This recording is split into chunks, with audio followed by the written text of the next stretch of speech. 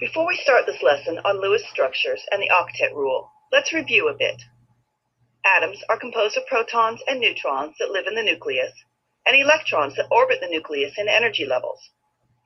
The periodic table is an organized way of categorizing all the elements.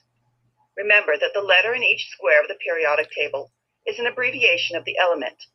The number up above the letter is the atomic number and also the number of electrons. The number under the letter is the atomic mass. Atoms like to be stable. They go to great lengths to be stable and happy. Stability to an atom is a complete outer energy level. The outer energy level is full of the valence electrons. Valence electrons are the electrons in the highest occupied energy level of an atom. The number of valence electrons mostly determines the properties of an element. An octet is a set of 8. Think octopus, an animal with 8 legs. Octagon, a figure with 8 sides. And octomom, a woman who had 8 babies at one time. In chemistry, the octet rule says that atoms like to have full outer shells of only 8 electrons. Atoms will lose or gain valence electrons to make their outer shells full with 8 electrons, and they do this by bonding with other atoms. Those atoms can be the same element as when oxygen bonds with itself to form O2, or with different elements, such as water, H2O.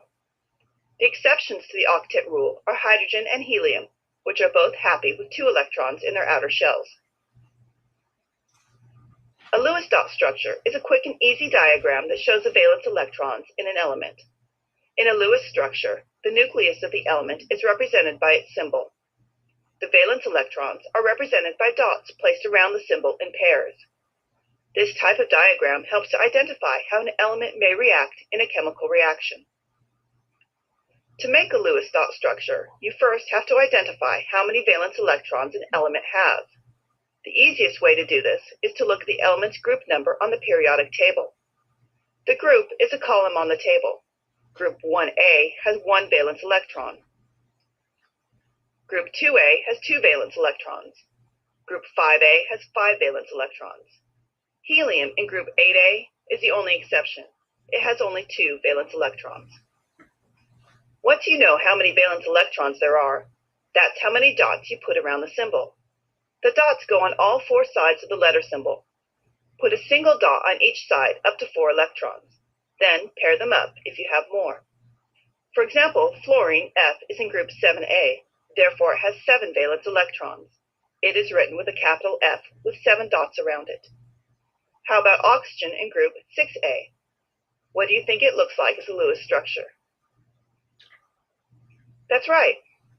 A Lewis structure makes it easy to see when an element would want to bond with another element. By quickly looking at the dots around the symbol, you can see if the outer shell of that element is full. If it isn't full, you know it is going to want to chemically bond with another element. Look at fluorine again. You know that it isn't full because of that lone dot sitting right there.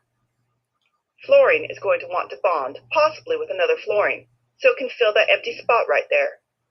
2 elements that are bonded with shared electrons can be shown like this, or with a line between them to show that they have a chemical bond. Elements can form more than one bond between them, but that's a lesson for another time. So to review, a valence electron is an electron in the highest energy shell of an atom, and the octet rule says that atoms like to have full valence shells of 8 electrons. A Lewis dot diagram shows the valence electrons in an atom by representing them as dots arranged in pairs around the letter abbreviation for the element.